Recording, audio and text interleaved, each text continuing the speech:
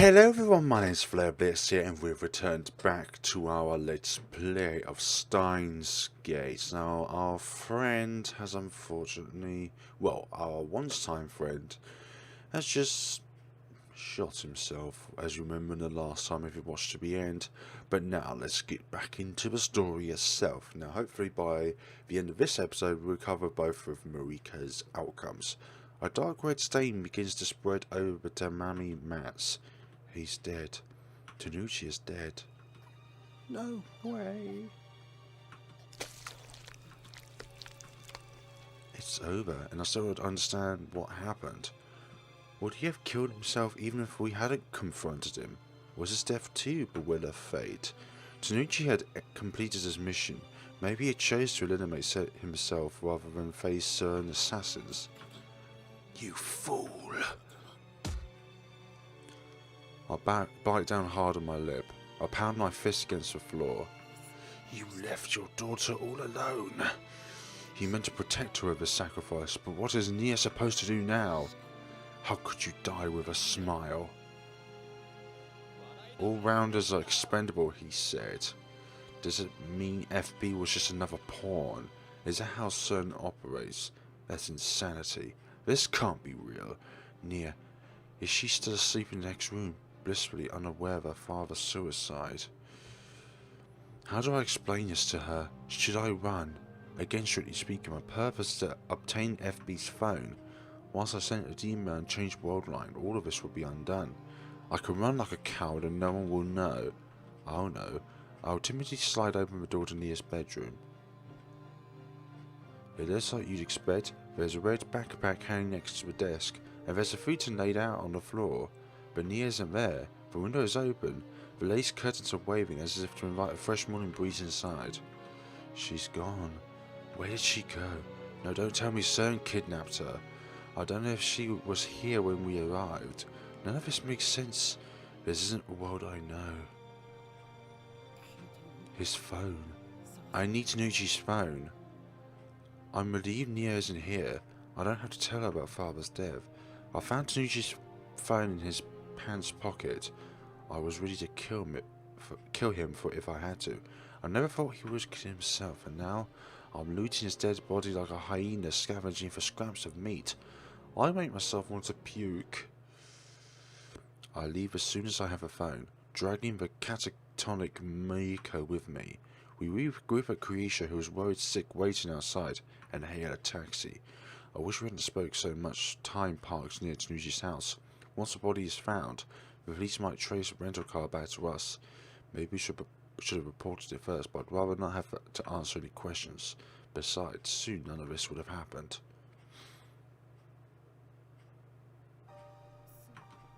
So the manager was FB? First we take Moeka back to her apartment. There, I explain to Kreisha what happened. Moeka doesn't say a word on the way back. Now she's sitting on the floor by the entrance, staring off into space. It must have been quite a shock to hear Tanuchi's FB confession. The one person she trusted betrayed her. She may have never recovered. But were Tanuchi's actions really a betrayal? I'm not quite convinced. Something felt off back there. Rounders which complete their mission are eliminated. No exceptions. That's what FB said. But in that case, why wasn't Moeka killed? Hey Moeka. It's possible that FB did what he chose so that you could live. Maybe he didn't abandon you. Maybe by pushing you away, he was trying to keep you safe. This may just be wishful thinking. We'll never know FB's true intentions, but I want to believe that Tanuchi did care for her, that there was a place for Moeka somewhere. What am I doing? Why am I trying to comfort Moeka? Maybe I'm just soft.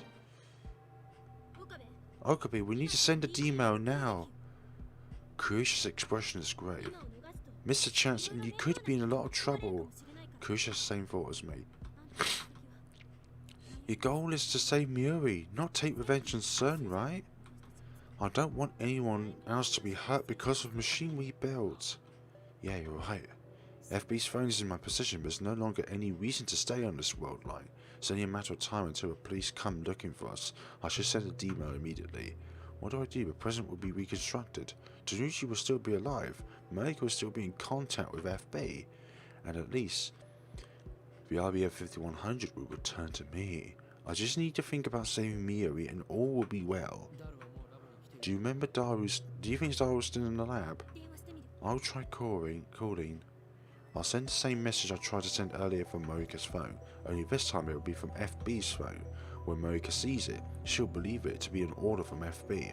Knowing her dependence on FB, she'll obey without question. It makes me sick to be taking advantage of Moeka's vulnerabilities like this. How am I any different from FB? He said he'll be there in 5 minutes, so we'll just wait until then. By the way, something weird happened back there. After closing her phone, Kurisha glances at Moeka and lowers her voice. While I was waiting outside, I heard a gunshot. And right after that, I saw her. Her who? I asked, even though I already know the answer. There's only one person it could be. Nei-chan. She ran out the back door. When I called her to stop, our eyes meet. Kurisha bites her lip, as if fighting an unpleasant memory. It happened right after she heard a gunshot. If that's true, then Noya saw her father die. She saw her father die and ran away. Yeah. There's a knock on the door. Someone's here. Who? Moeka, who's been squatting by the entrance, slowly lifts her head. This is wrong.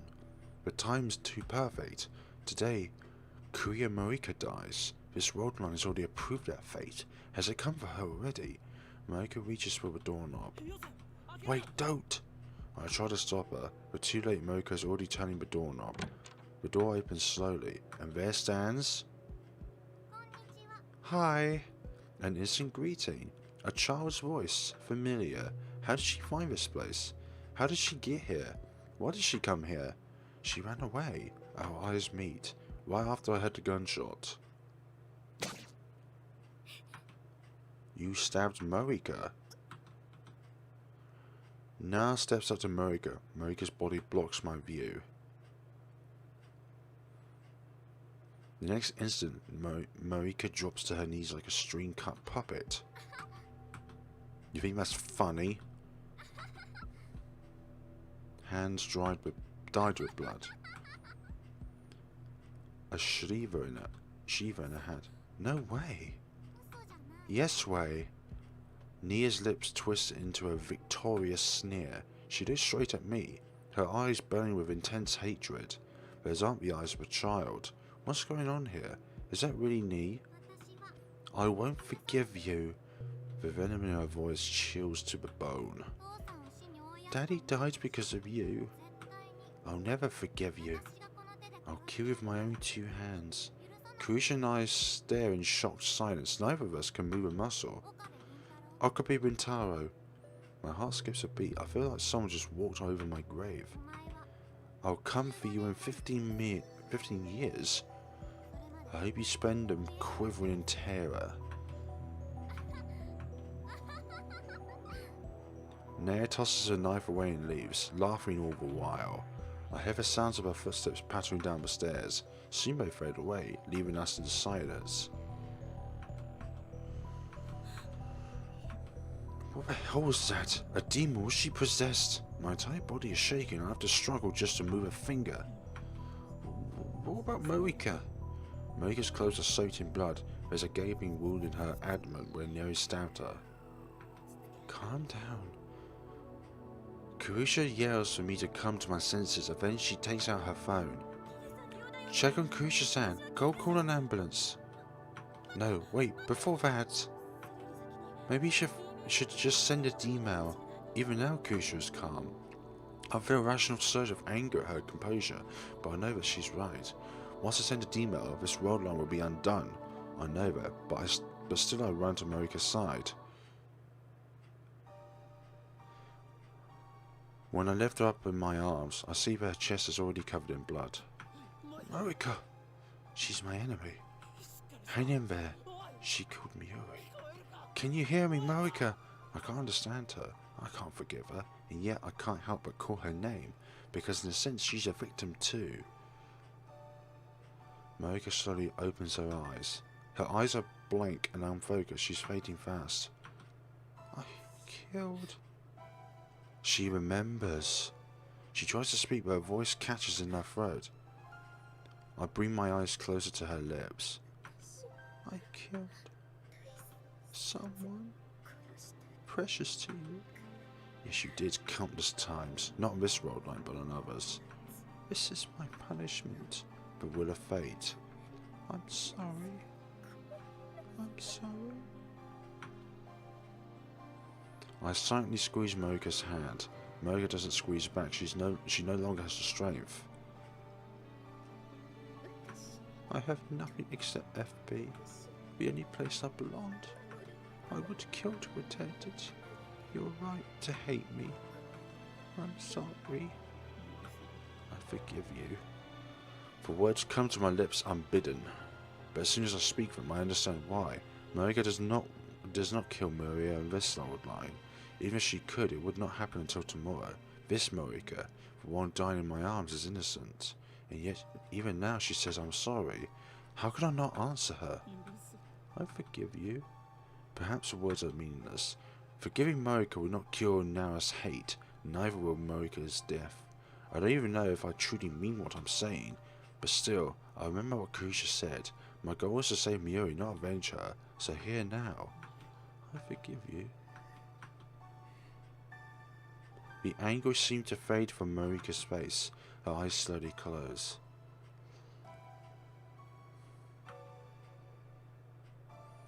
A tear slides down Moeka's cheek. Her hand slips from my grasp. She is no longer breathing. Biting my lip, I lay Moeka to rest on the floor. I place her purple phone in her hands. Okabe. Kusha calls me in a weak voice. I think you should send an email. Everything's ready at the lab. Yeah. Moeka and FB are gone, but Mayuri's fate remains unchanged. The universe still demands her death. Hey Christina. When I send an email and change the divergence, do you think Moeka's fate will change? Based on this attractive field model you speak of, she'll be more likely to live if divergence exceeds 1%. Sorry, I wish I knew what to say. Don't worry about it. I stand up. Moeka's blood clings to my hands. It won't come off even when I wipe it with a tissue. I stop trying and take out FB's phone. I nod to Kusha. She calls Daru and tells him to activate the phone wave. I take one last look at Moeka's body before there's her body lying there.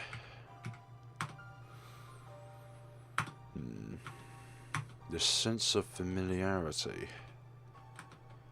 Causality is a strange and terrifying thing. At the beginning of all this, Moeka killed Mayuri, but now Moeka lies dead, while Mayuri still lives. All because I changed the past? Moeka, if you're going to apologize for a sin you didn't commit, then I must apologize as well.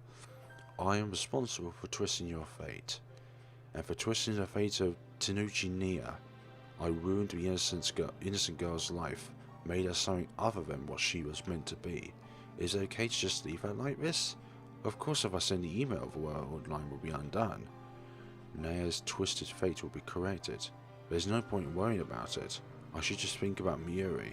I shouldn't burden myself with any more problems. Is this really okay? Of course it is. Send an email. That's all I need to do. Why won't my fingers move? I already know what I need to do, and yet... Okabe. Was there something strange about that girl? That girl, you mean A-chan? I nod. She was like a different person. What does she mean she'll kill me in 15 years? It bothers me. Does she know something? What was she implying? Don't worry about it, Okabe. Send an email right now. This'll solve everything. I put FB's phone in my pocket. I can't pretend I didn't see that. Naya's crime is partially my responsibility, and I need to know what she meant when she promised to kill me in 15 years from now. I'm time leaping back to the lab. Kusha sighs, but I pretend not to hear.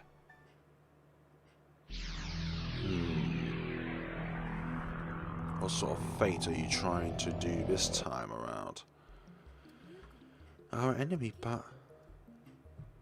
Kurusha glances at Moeka and whispers into my ear. Isn't she our enemy? It's about 7 AM, right? Huh? Well, yeah, but where did that question come from? After time leaping 4 hours back, I found myself in front of a station. This is right after Moeka and I met up with Kurusha after returning from Narita Airport. After this comes the Tanuchi residence. Moeka is standing a few meters away, kicking the dirt in boredom. Moeka was dead just a few minutes ago, but now she's perfectly fine. I feel no surprise. I'm supposed to get accustomed to this particular facet of time travel. After all, I've seen Moeka come back to life countless times already. There's only one other thing experience that taught me. Today Moeka and Tanuchi will die, and there's nothing we can do to stop it. I know it's cruel, but I didn't come back here to save them. I didn't have the means to, and it isn't my problem. The problem is Nei. We arrive in front of Tanuchi's house just like we did before I time leaped, but this time, I wait outside for Kurusha. Moeka enters alone, expressionless as ever. While we wait outside, I tell Kurusha what's about to happen. I also tell her to wait a little while after she hears the gunshot, and then go inside and take Tanuchi's phone. It feels like an eternity passes in silence, and then... the gunshot itself. Kurusha grasps, her body goes stiff. There really was a gunshot.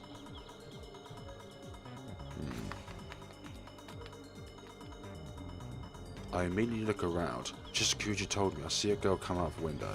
She walks away quickly, but at the same time taking not to make a sound. That's not how a child acts after witnessing her father's death. Wait! Nia looks over her shoulder. She spears me with eyes full of hatred. That alone is enough to make me shiver. It's pitiful, but a tiny little girl is making me nervous. Something is very wrong here. This Nia is like a completely different person. I want to know her true identity. That's why I time leaped instead of sending the D-mail. Nia is still running, ignoring my calls to stop. I ran after her. Out of shape though I may be, I'm still more than a match for a 12-year-old girl. The distance between us quickly shortens. Nia keeps running, occasionally looking back at me and grinding her teeth in a very unchildlike manner. Normally a child being chased by a man would cry and scream like things like stay away or help, but this girl says nothing. The only sound is her heavy breathing. Stop! I call out to her once more when she's nearly in arm's reach. Unexpectedly Nia slows down and eventually stops to catch her breath. Looks like she realized she can't get away. From the sound of her breathing, she must be at her limit. We're alone. Kurusha and Moeka must still be at the house, and the streets are empty thanks to Obon holidays. Perfect. I was afraid someone might report me as a Now what can I get what I need to know out of a strange girl who looks like Nei? I call out to her as I catch my breath. Are you really Tanuchi Nei? Nia glares at me as she catches her breath.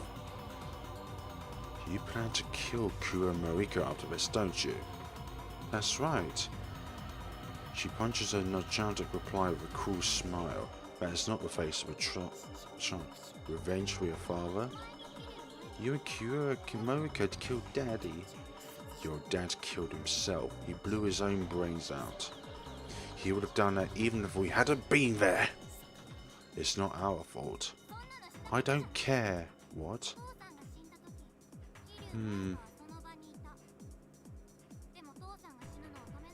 That's not our problem, little girl. I won't forgive her. Nor you, Okabe. You weren't there, but Daddy would have died if you hadn't gotten involved. Wait, she blamed me for finding the IBM 5100. How the hell was I supposed to know? But I won't kill you now, I can't. The tiny little girl, barely half my height, looks up to me with a smile that chills my blood. Yeah, right. You'll kill me in 15 years. Keep living in fear until then. I get on my knees and grab Neo by the shoulders. I hold back my tail and meet her stare for stare. And yet this girl doesn't even flinch. Who are you? She isn't Tanuchi Nei. What do you mean you killed me in 15 years? Exactly what it sounds like. 15 years from now, I killed you. Killed? Why is she using past tense? Nea laughs once, a harsh and mocking sound. Then she leans in and whispers. You still don't get it. Just now you asked who I am. I am Tanuchi Nei, no doubt about that. But I remember the next 15 years. No. Did she? You time leaped. Nea suddenly whips out a knife, catching me completely off guard. Oh dear. Nea drives a knife into the elbow of my right arm, which was grabbing her shoulder. Blood sprays on Nea's face, but she doesn't even blink. Instead, she laughs, just like she laughed when she killed Moeka. Damn it! The intense pain brings me to my knees. For a moment I panic, but somehow I manage to convince myself that I'm fine. I won't die here. I'll tell myself this worldline won't accept that. It's just like Nea said herself. It's not that she won't kill me. She can't. If she tried, something would surely interfere. Want to hear how I killed you? In the future, you were one of the founders of a resistance against CERN. But I captured you and imprisoned you, and tortured you every which way I could think of. You cried and screamed and begged for your life, all while covered. Okay. You were one sorry sight, Okabe Rintarō. After that, after I ran out of things to do.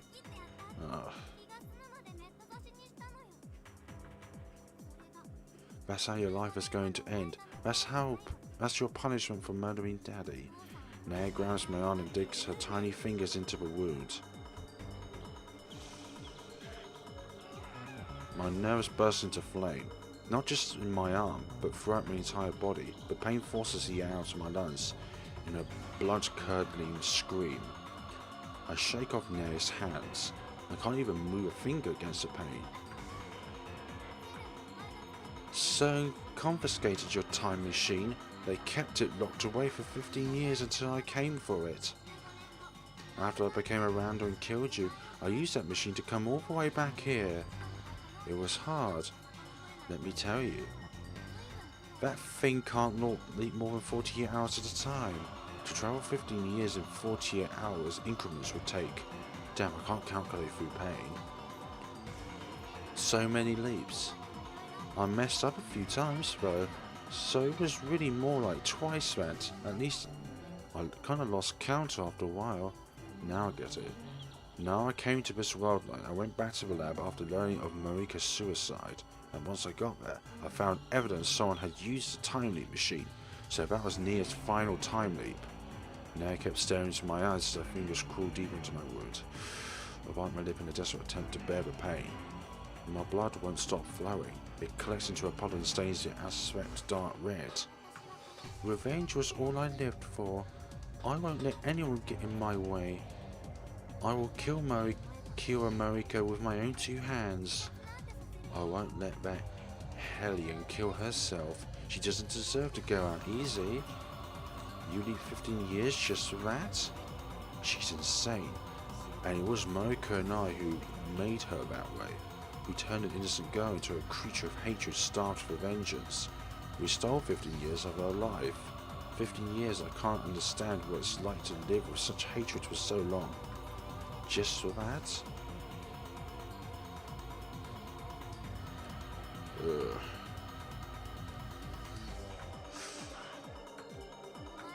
It might not mean much to you, but to me, to you means everything. So you kill Moeka, but what comes next? Next? Are you going to repeat those 15 years all over again? What do I care about those 15 years? There's nothing for me there. She does not cry. She does not sneer. Her voice is flat and emotionless as she speaks those words. There's nothing more I can say to this girl I destroyed. And last, Nea lets go of my arm. She looks in disgust and her hands now covered in my blood. I don't need anything from you now. Just wait in fear and regret, Okabe, until I come for you in 15 years. I'm powerless to stop her from running away.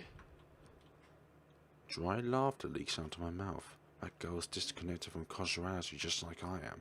I asked her what she would do after killing Moeka. She didn't answer. The first time she lived those 15 years, all she had was revenge. And after time leaping thousands of times, she exacted that revenge. How will she live those 15 years the second time around? Will she kill me again? Will her revenge be complete then? Or will it continue forever until she forgets why? The thought squeezes my heart like a vice. Does time travel bring nothing but pain? We built a time machine out of curiosity. We were fools. It's not for our meddling. Sun would not have targeted us. Mia would not have died. So Shusa would not have to time travel to the past. Unbenevolence to his knowledge, she already did time travel before we entered the Alpha Attractor field. Faris would not have lost her father twice. Lukaku would not have forsaken her feelings for me. And Moeka would not have killed Mayuri. Okabe! Kuri runs up to me. She turns pale at the sight of my bleeding arm. What happened? Are you okay? She kneels in front of me, worry is etched on her face. The phone. I brought it, but Kurisha hands with her phone. I take it out and start typing out the mail with my left hand. Hey, tell me what happened, will you? Should I call an ambulance? Calm down. I'm gonna send a D-mail now. Right, if the world line's changed, then this wound will go away. Yeah, but who cares about my wound? Stop search. Tanuchi's death, Moeka's death, and the damage to Nira's soul will all be undone. Stop search. PC unneeded. Stand by.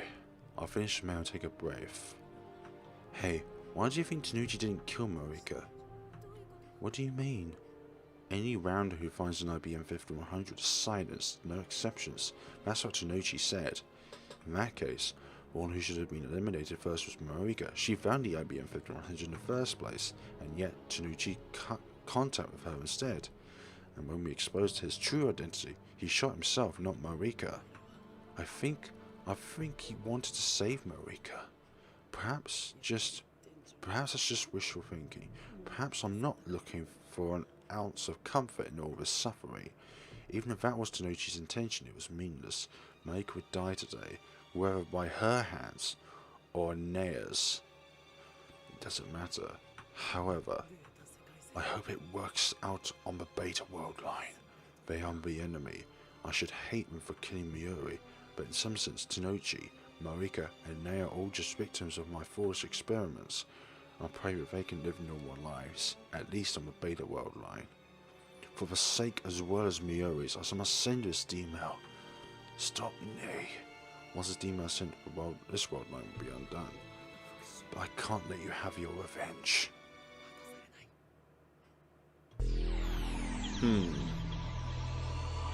5-7. Oh, it seems that there isn't a sort of alternative ending with Moeka. Unless, of course, I miss a crucial step there. But we'll see when the time comes. The world shatters, warps and reforms. Eventually, those sensations disappear, and colour gradually returns to the world. I found myself standing in the street near the lab. The burning pain in my right arm is suddenly gone. I look down, there's no wound, no blood. Instead, I'm holding a convenience store bag with 2 bottles of Dr. P. I guess it worked. I head straight for Moeka's apartment. When I get there, Moeka opens the door normally and peeks out at me. Hello? She looks fine, no sign to spare, no bloodstain by the door, no knife either. Okabe-chan, how did you know where I... Let me kill some time here. I barge into the room. The hour of Moeka's death passes with no sign of Nay. The world line has changed. I didn't need an IBM 5100 anymore. You don't need it. Moeka's right in front of me, but she sends me mail. It feels like forever since we last conversed like this. What do you mean? My supervisor told me to stop looking. FB told you to stop? She looks really bewildered. How do you know about FB? Where did you get that information? So FB's still alive. I feel relieved, but also fear. I mustn't forget that he is my enemy. For now, however, I'm more interested in what Moeka just said. FB cancelled her mission to retrieve the IBM 5100. Doing your duty sets you up for disposal, so we're more like cattle than dogs. I recalled his last words. Perhaps he cancelled her mission so that they wouldn't be eliminated. If that's the truth, then maybe he really was trying to save Moeka. Live in fear and regret, Okabe Rinto, until we meet again in 15 years. I wonder what happened to Nei. I can't get that childish, yet hate-filled voice out of my head. On that worldline, I turn an innocent girl into a murderer. I bite my lip hard enough to draw blood. I won't fear you, Nei, nor will I repent. That worldline is ordered to be undone. But how will things turn out on this worldline? No, there's no point thinking about it. If the plan worked, the IBM 5100 should already be back in my possession, and if that's the case, then there's no need to stay in this worldline either. Is it back at the lab? On the way back to the lab, I stopped by the laundry workshop and peeked in through the window. Hi there.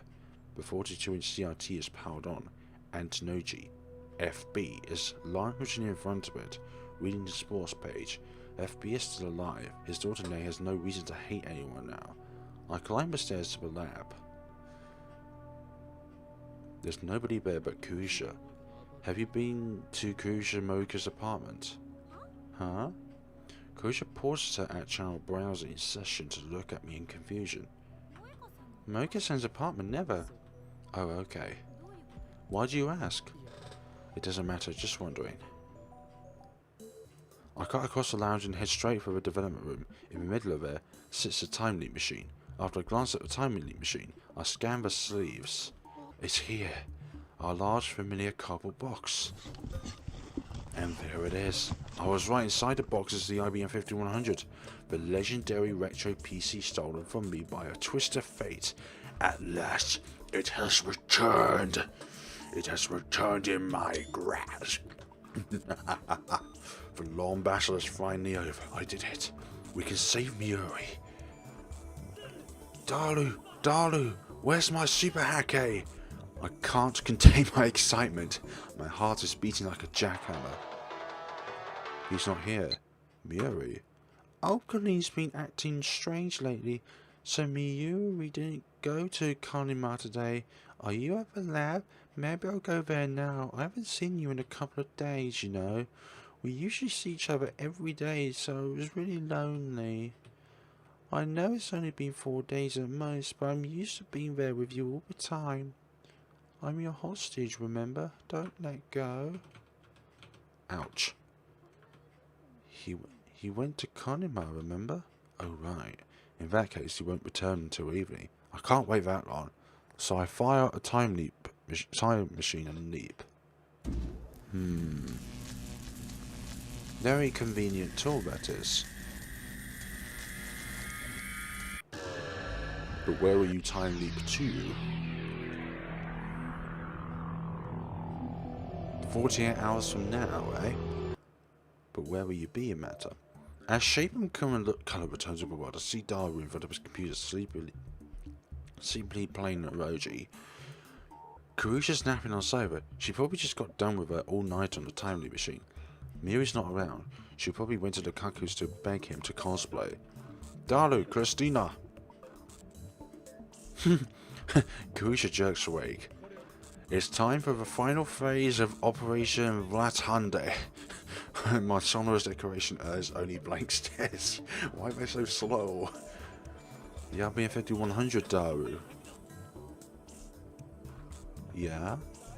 Listen to me, man. We have an IBM 5100. Of course we do. You're the one who found it, Okabe. Yes, I did. I found it at Yanabashi Shrine. Have you been drinking too much soda?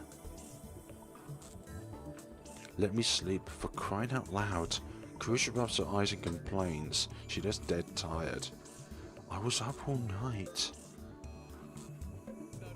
A question, Daru. Have you researched how to use the RBF 5100? Huh? Well, yeah, I guess. Can you believe I did it while preparing for Kanama? I'm like a saint or something. They'd knight me for this in England. Of course we will, Daru. I am from England. Then we shall call you Sir Super Hacker. Hell no. Will you guys shut up? You're giving me a headache. If Darwin knows how to use the IBM 5100, then we can hack some right now. Hear me, lab mems. Miyushi's not here, but that's actually more convenient. Our long struggle has at last reached its climax. Ragnarok is at hand. Now we must deliver a decisive blow with the power of the IBM 5100. We shall crack CERN's most secure database and destroy it from the inside. Through the cowardly apprentice known as Echelon, the enemy has acquired precious intelligence of our activities. Now they plan to steal our sacred time machine, upon which rest the hopes and dreams for all mankind. Beneath its scholarly trappings, CERN is a hive of scum and villainy, of men who would sacrifice innocent souls in their quest to rule all space and time. But now we are poised to crush them under the hammer of justice. And when we do, they will know once and for all by whose hands the wheel of fate truly turns. When the sun sets upon the battlefield, the foul system that rules the world will crumble, and from the flames a new age will rise, an age of glorious, unflattered chaos. Oh, you shut up! Kusha gets fed up and rises from the sofa. What are you talking about? Nobody can know the darkness in Okabe's heart. First, get your character straight. What kind of mad scientist talks about the hammer of justice? I guess he just caught up in the heat of the moment. Maybe he regrets it now. Come on guys, stop complaining, get ready.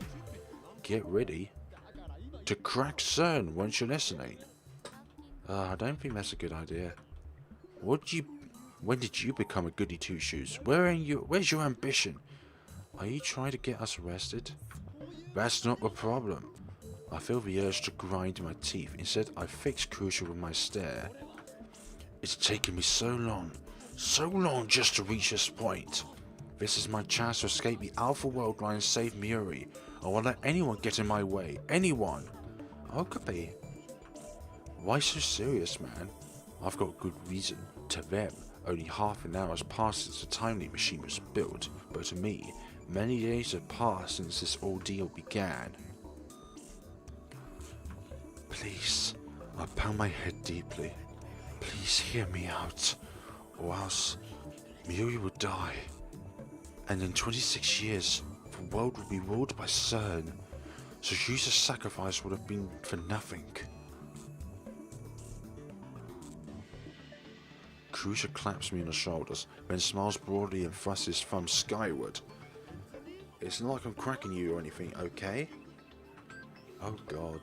I bust out in laughter. So Super Hake, Tanuchi version, is here to save the day. I couldn't have asked for a better right hand man. Good on you, man. As Daru hooks the IBM 5100 to his PC, I'll explain the situation one more time. Let's hope this is the last. This has all happened because of the very first DMAR sent to Daru. CERN intercepted that DMAR with Echelon and figured out what it meant, then sent their rounders after us. They will kill Mayuri, kidnap us, and steal the timely machine. Some years after that, I assumed Daru and I escaped and formed a resistance to which Azusa belonged. I tried to save Mayuri, but nothing worked. Every worldline converged on the same result, just as attractive field theory said they would. You know, if this is all in your head, I think you've got a career as a light novel author ahead of you. It's true, all of it. To prevent Mayuri's death, and to free Azusa's future from CERN, we need to escape from the Alpha Worldline, and I think we can do that by cancelling all of our changes to the timeline so far. That should return us to the Beta Worldline, the worldline that existed before I sent that first email. There's just one more step. We need to erase the first email from CERN's database. If what Shusa said is correct, then erasing that data will take us over 1% divergence and back to the world of baseline. It was just one short email, barely 36 bytes, but it changed the course of human history, the butterfly effect. Fascinating. Kyusha mutters and she slips her half a coffee. It looks like she's already recovered from exhaustion. You believe him, Rikishi-san? In theory, I'd like to see objective data, but that's obviously impossible. Relax. Your time machine worked perfectly. Of course it did. She doesn't deny it. That's just like Kyusha. Besides, we were already planning to crack CERN's database, weren't we? Fine, let's see what's in there. If a mail data exists, then it's proof of what you said is true. So what you're saying is, don't think Phil got it. You lost me. What he meant to say was, don't think, do. Daru extracts his massive body from the space behind the desk, plops himself down onto a chair and wipes away his sweat.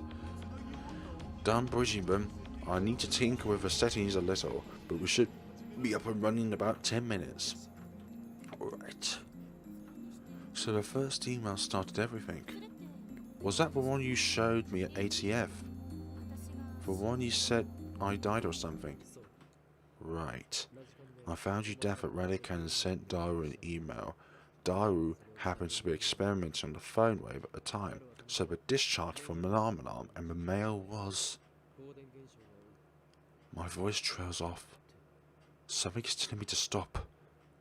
Fear rises in my chest, a sudden, terrible certainty that I am missing something vital. I frantically reply the conversation in my head. We must cancel all of our changes to the timeline so far. The very first email started it all. The one that said I died or something. Return to the world line that existed before I sent the first email. An icy fist seizes my heart, and I turn to Kyusha with a look of pure terror. Our eyes meet. Those eyes of hers no longer show the sharp defiance from when we first met. Instead, they glow warm, with the light of curiosity. What? I was right, I had missed something vital, something dire. The world line I set my sights on to save Mayuri. The world line upon Suzuka staked her hope for the future. The world line I am at last poised to reach at the end of this long struggle. On that world line, Mayuri lives. On that world line, CERN fails. On that world line, on the 8th of Radican, Kyusha dies.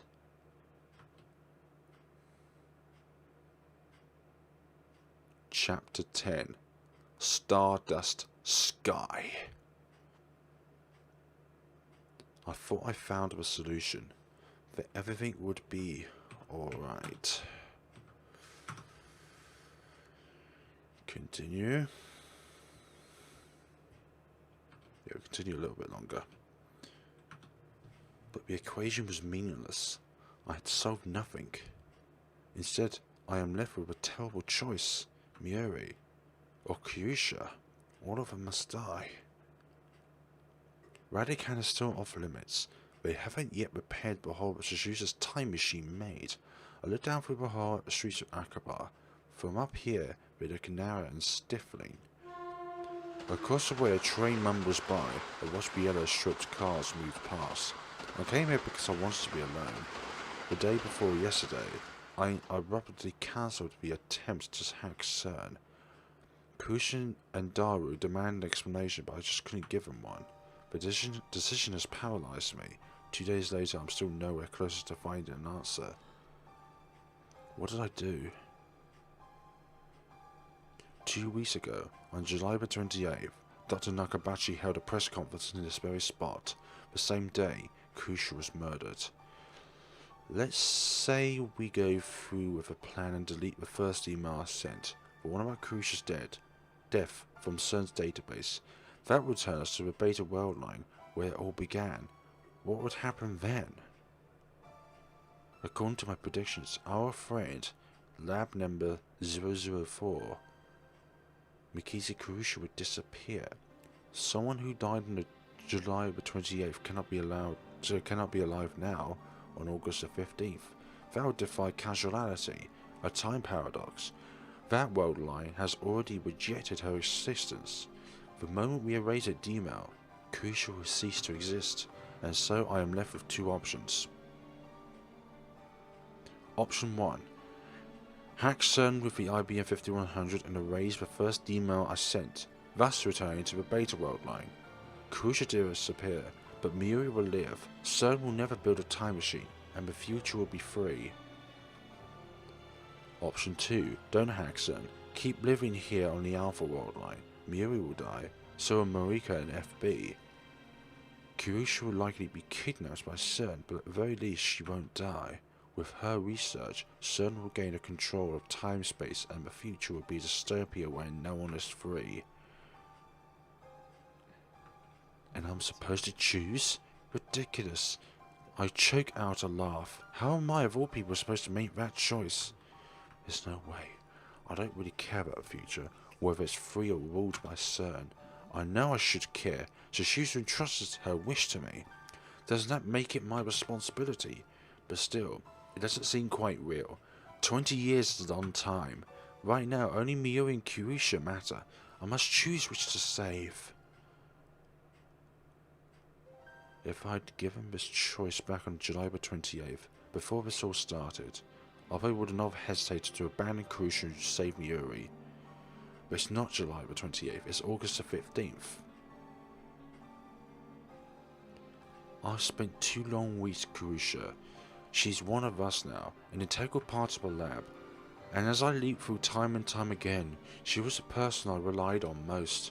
Always calm, always thoughtful, always ready with a new hypothesis, always there to give me a push when I needed it the most. I wouldn't have the time machine, I wouldn't even have a time loop machine if not for Kurusha.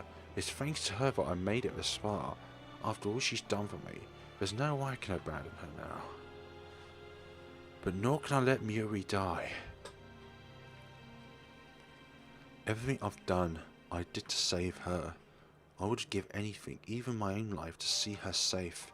More than anything, I want her to live. No matter what, I won't let her die. I can't choose, I can't. Kill Kurusha or kill Mayuri. That is what this choice comes down to. If this is how it ends... I drive my fist into the wire fence. Suzusa, Varus, Lukaku, Moeka. This is what I sacrificed your memories for. Is there no other option? No way to save them both? What if I use Suzusa's time machine? I could return to the beta world line, then use her time machine to travel to July the 28th. No, that wouldn't work. The reason Suzusa left in 2010 was to prevent some created dystopia.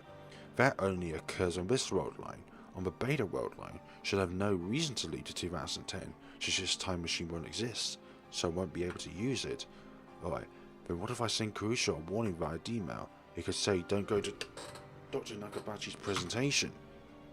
No, that wouldn't work either. Remember, causality converges. Kurusha's death is inevitable on the beta world line, just as Mayuri's death is inevitable on this world line.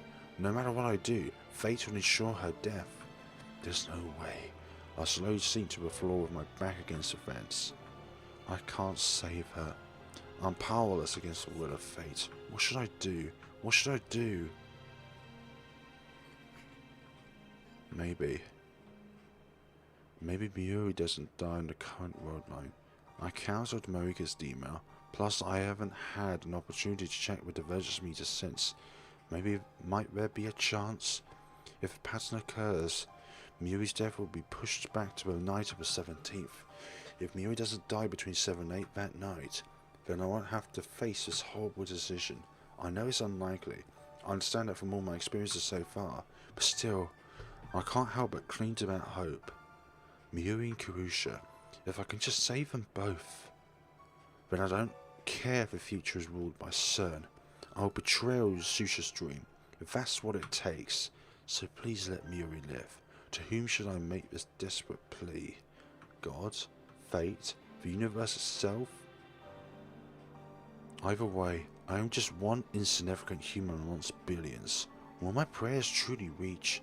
I already know what the answer will be, and that knowledge, that certainty is despair. Konima runs from 3 days straight from 15th to the 17th.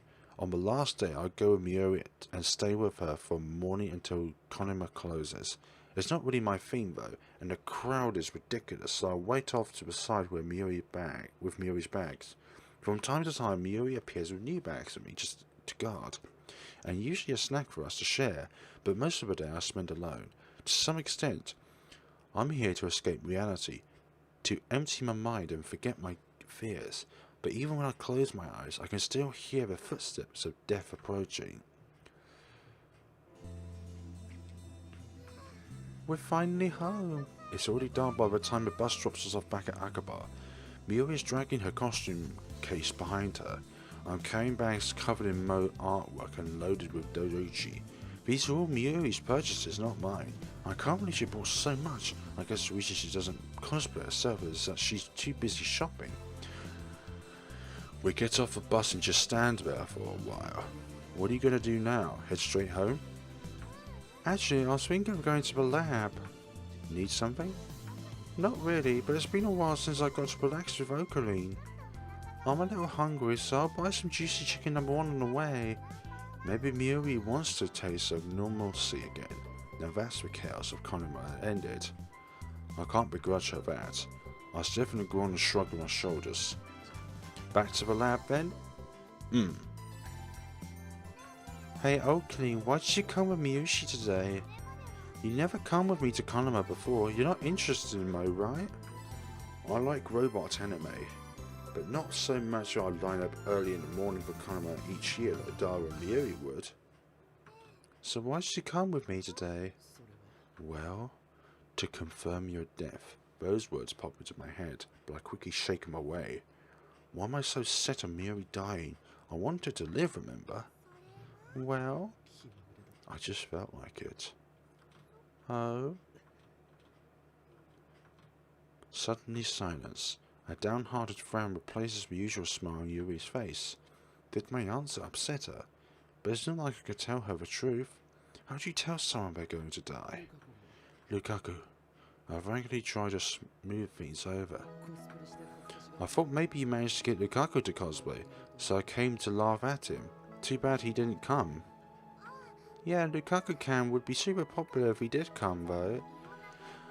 People take his picture and post it all over the internet, then everyone in the world would see how cute he is. And after he becomes a superstar, Miyushi would see him on TV and think, wow, he's gone so far. It's scary because it's true. Oh, Colleen. Suddenly Mayuri turns around and peeks at my face as she walks backwards. Thank you for today. Why are you thanking me? Yeah, well, I said this is the first time Okabe's ever come to Konima with me. It made Miyushi really happy. A smile finally returns to Miyuri's face. But you know what would make me even happier? If you cosplay next time. Yeah, I'll think about it.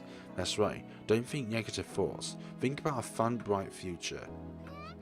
Really, you'll cosplay for me? Only if you cosplay too. Lukaku too, and Christina, of course. Convince them to cosplay first.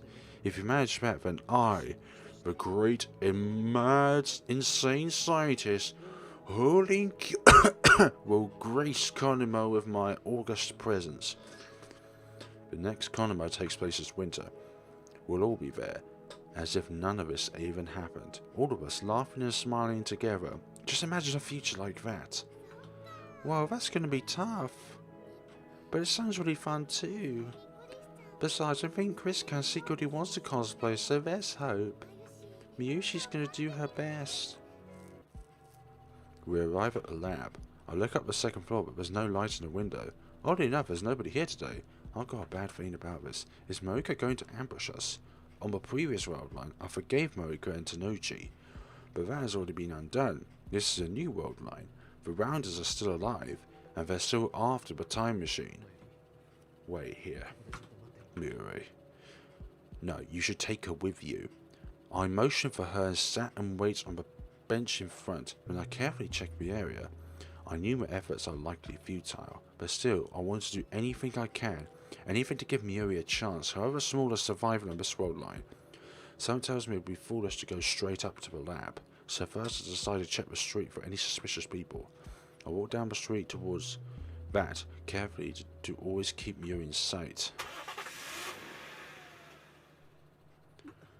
The car sounded. What? I can see clearly through the front window. The man in the driver's seat is unfamiliar, but I've seen that station wagon before. It's the same one Moeka used to run us over on the previous world line. The same one Tanuchi used to transport the IBM 5100, and now it's bearing down on me at full speed. I'm in the centre of a road, there's nowhere to run.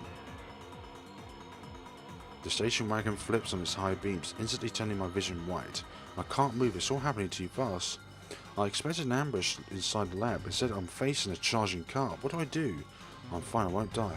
This road line hasn't improved that fate. No wait, what day is it? This is the first time I made it to this ever day. Does that mean my death is still undecided? Will I die in Mayuri's place? If that will save her, if that will end this, then maybe it's for the best. No, I don't want to die. Two contradictory emotions collide in my head. My body doesn't know which way to turn. Will I be the one to die? Oh, Colleen! Something slams into my back.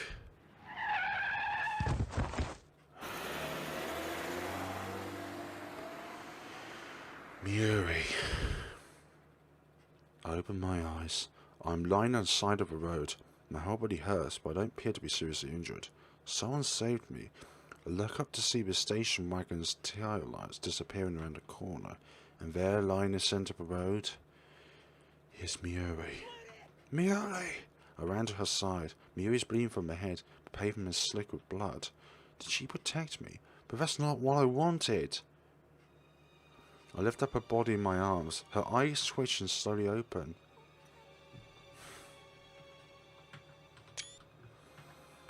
Okay. Mayuri, I'm sorry, it's my fault. Her hands wander as if seeking something. It reaches for the starry sky. Her eyelids are heavy. They could close at any second now. But still, she looks straight into my eyes. And for some reason she's smiling. Finally, Mayuri she was. You taught her, Okabe. What? Stardust handshake. Her delicate fingers grasp at the sky, and all they find is empty air.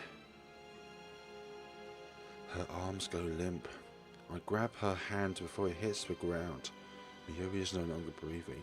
I see her die countless times, but this time it's too much. This time it's all my fault.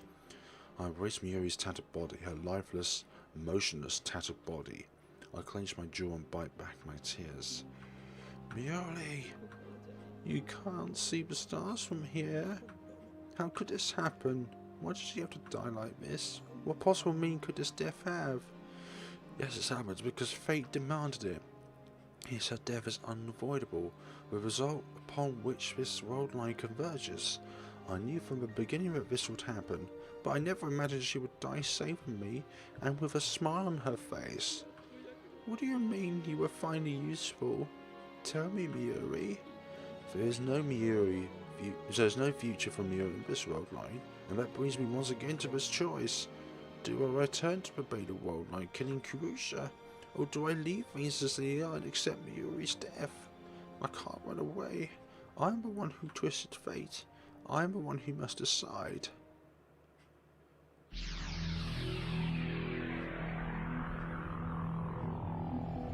Why are you leaving back 48 hours?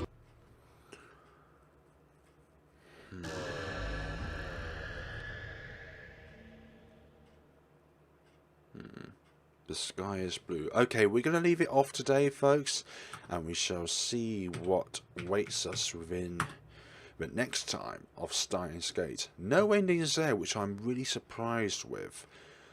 Have a wonderful day and take care of yourselves.